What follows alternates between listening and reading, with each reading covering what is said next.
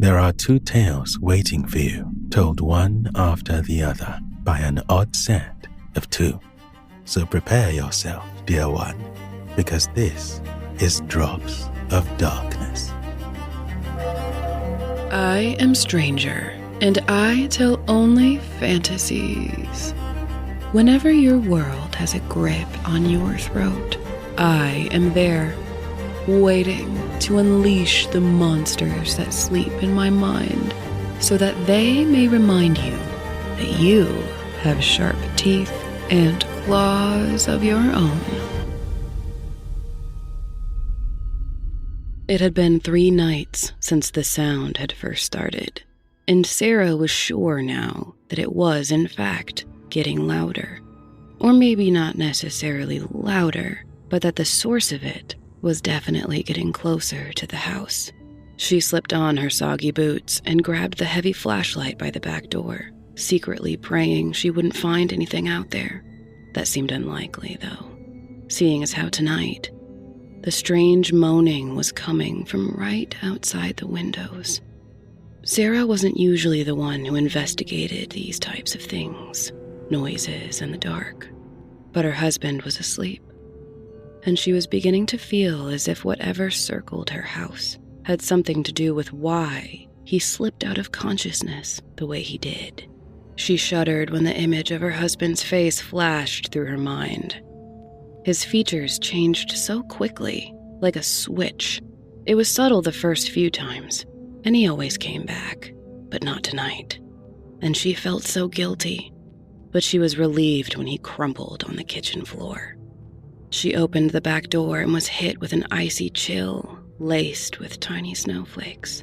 For a moment, she considered taking the shotgun leaning by the door, but opted instead for the axe. She'd used it plenty of times on firewood, and swinging it would be much quieter than a shotgun blast, because as afraid as she was of what might be out there, she found herself more afraid of waking up the man on the floor. Before she could stop herself, she looked back and saw the same scowl plastered on his face, even as it was pressed against the pink and yellow flowers of the dining table rug. She quickly grabbed the axe and went out into the night. The addition of a few fresh inches of snow made it impossible to miss the long, dragging tracks that went around the house. Sarah shined the flashlight against the ground. She gripped the handle of the axe tighter as she realized that even though the shape of the prints in the snow weren't human, not quite, whatever had made them walked on 2 feet. Sarah spun towards the noise behind her, sweeping the beam of light over the open field behind their house. Movement in the paddock to her left caught her eye, and she pointed her flashlight towards the barn. Staring back at her were the dozens of eyes of the animals who for some reason all decided to abandon the warmth of the barn. But they weren't watching her. Sarah turned again and saw what her animals did. She began shouting before it sunk in what it was that she was seeing. "Get away!" she screamed. The figure, covered in thin fur but otherwise naked, stood on 2 legs and stared at Sarah with black eyes that flashed against the light. Then it looked towards the house, opened its mouth wide, and let out another low moan. A strong gust of wind nearly knocked Sarah off her feet before it blew open the back door of the house with an ear-splitting slam. The creature's eyes locked onto the open doorway, and it began to drag its feet towards the warm yellow light that poured from it. "No!" Sarah yelled. She dropped the flashlight into the snow and lifted the axe with both hands. "I said get away!" The blade came down with a loud swish through the air, grazing the creature's thin shoulder. It looked at her, and then looked down at the gash that was already spilling blood. "Sarah." Her husband's voice was deeper and angrier than she'd ever heard it. She looked and saw his silhouette in the doorway bend as he grabbed the shotgun. The creature opened its mouth, raised its thin arms towards the sky, and started to make its sound again. Her husband stumbled, nearly falling face first into the snow. "No, go away!" Sarah shouted, raising the axe above her head again. "Get out of here!" The sound stopped. With its mouth still open, The creature turned its head to look at Sarah. Slowly, it lowered its arms and closed its mouth. After giving one last look at her and then her husband, it turned and retreated into the darkness. Sarah let the axe head fall to the ground. She heard her husband's heavy footsteps and let the handle slip from her cold, wet fingers as she turned to embrace him. But he was not walking towards her. "Sarah," he called, having not seen her in the dark. Sarah's heart dropped, and a chill not caused by the cold air ran through her body. That was her husband's voice, but barely, with so much hate and anger sharpening its edges. She found herself backing into the same darkness as she watched him approach the paddock. He lifted the shotgun barrel and dropped it behind the fence. Sarah's eyes were long accustomed to the night by now, and the flash of the shotgun blast left blinding white spots in her vision. But the terrified animal sounds were enough to paint a picture of what had been on the other side of that barrel. "Sarah, don't keep me waiting." A lump rose in Sarah's throat as hot tears welled in her eyes and stung her cold red cheeks. Why did he have to wake up? Then she realized her mistake. She turned and ran, following the oddly shaped footsteps in the snow. "Wait!" she shouted. "Come back." "Sarah, come back here." "Please," she called out, hoping the creature was still close enough to hear her. She saw something twitching in the blackness. The creature emerged, blood now covering its arm, side, and spilling down its leg. "I'm so sorry, please help me," she cried. The creature looked at her for a painfully long moment. "Sarah." The sounds of the scared animals drew the creature's attention. It opened its mouth and let out its slow moan. Come out, Sarah." Her husband's words slurred, and she heard a thud in the snow. As fast as she could, she ran to him. Shh, I'm sorry, I'm so sorry," she whispered to the animals huddled in the corner. Their cries were so loud. Shh, please be quiet." The shotgun had fallen a few inches away from his outstretched hand. 4 dimples in the snow marked where the spent shells had fallen. If it was fully loaded when he grabbed it, then there was only 1 round left. The barrel was closest to her, but was still smoking. So Sarah carefully reached for the stock. She wrapped her fingers around it and lifted it out of the snow. Then she started to run. But the sudden movement sent the already panicked animals in a frenzy, screaming and stomping. Nothing could have stayed asleep through that. She heard something dragging itself on the ground, and then the heavy hand slaps against the soggy snow as something crawled on all 4s behind her. "Sarah, don't run from me," said her husband in a groggy voice. His wet hand wrapped around her ankle, sending her flying into the snow and mud. He dragged her back to him, farther and farther away from the shotgun that had fallen from her hands. She dug and clawed, pulling up clumps of limp grass that had failed to help her pull herself free. But then she found the smooth, solid handle of the axe in the mud. "Let me go," she said, kicking her other foot. "Please don't make me do it." Then she slipped through the mud even faster. She turned the handle so that the blunt end faced forward and brought it up and back as hard as she could at that angle, and she swung. She heard a wet squelch as it sunk into the mud. "Sarah." She tugged it free, but he was too close now to swing it without crushing his skull. And as terrified as she was, she still hoped that her husband was in there, somewhere.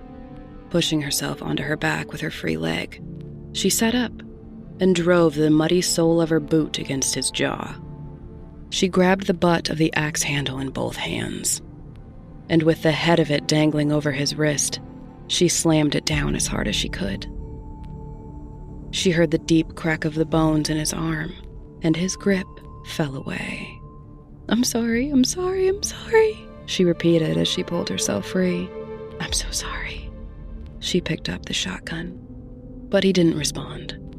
His face flipped back and forth between the face of the person she knew, twisted in pain, and the face of someone else, now even angrier than before.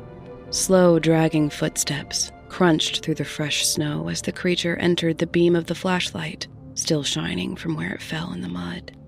Its two all-black eyes squinted against the brightness, and it looked even paler now that half of its body was covered in dark red blood. Please help him, Sarah pleaded, backing farther from her husband, desperate to keep the shotgun out of his reach. The creature raised its good arm and opened its lipless mouth and inhaled the winter air deep into its lungs.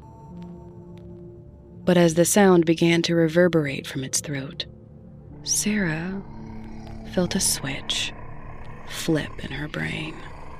Her face relaxed, and then she felt it furrow itself into a mask of hate and rage.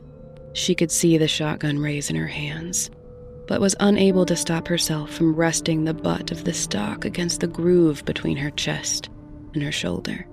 Before the creature's voice could fully wrap itself around her and lure her into unconsciousness, she faced it, raised the barrel, and aimed.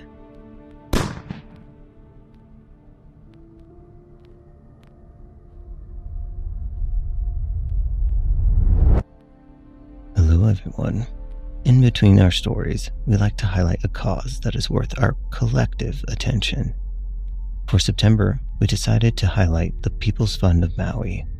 This is a nonprofit dedicated to providing direct financial support to those affected by the Maui wildfires. You can find out more and donate at peoplesfundofmaui.org or from the link on our website at dropsofdarkness.com. Now, back into the shadows we go. I am someone, and I tell only truth. Whenever something slithers through the barrier between worlds, I am there.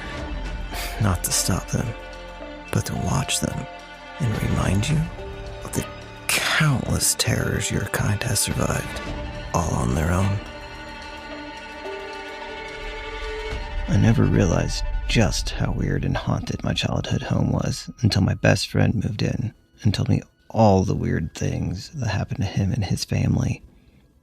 All the things I ignored or pushed to the back of my brain started making their way to the surface. We shared all of our stories of the house and on occasion had some weird experiences together while we would be playing video games in his bedroom that used to be the attic. But this is probably the weirdest thing we had happen to us. I don't remember my dreams often, but when I do, I always suspect they are more than just dreams. This dream was about this childhood home. In the dream, it was almost like the ghosts of the original owners were playing out what had happened to them. The house looked very much how I remembered it from when I lived there, but I was my current age in the dream. I remember being in the living room and watching a couple having an argument. They were wearing older style clothes and were kind of see-through. The husband was getting very agitated and grabbing the wife by the arm and yelling. The wife yelled at their young daughter to run up the stairs, and the wife was trying to get away from the husband. She succeeded in wiggling out of his hands and ran up the stairs behind the daughter. The husband then opened the basement door, grabbed an axe, and raced up the stairs after his wife and child. I didn't go up the stairs after them. I just popped into my old bedroom doorway, looking out onto the upstairs landing/hallway area.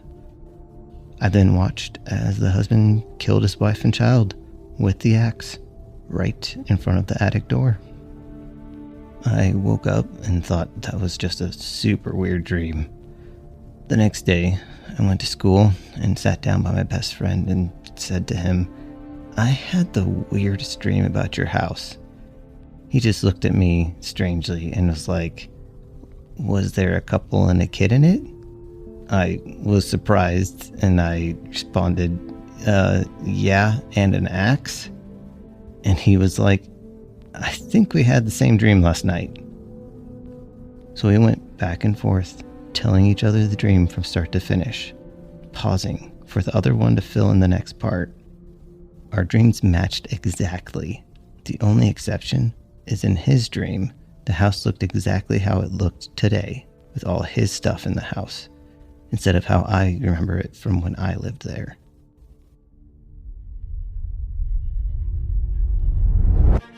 Thank you for listening to this week's episode of Drops of Darkness, which is written, voiced, and produced by Anodyne Vaughn and Cameron Helkuik. If you enjoyed your drift into the shadows, help keep the stories alive by sharing the show, leaving a review, and if you really want to earn the favor of these dark storytellers, tether yourself to their world by tapping subscribe. If you have a true paranormal story of your own that you'd like to be read by someone, you can make the offering to submissions@dropsofdarkness.com or through the form on our website. Until next time, dear one, and remember, when the darkness looks your way, hold its gaze.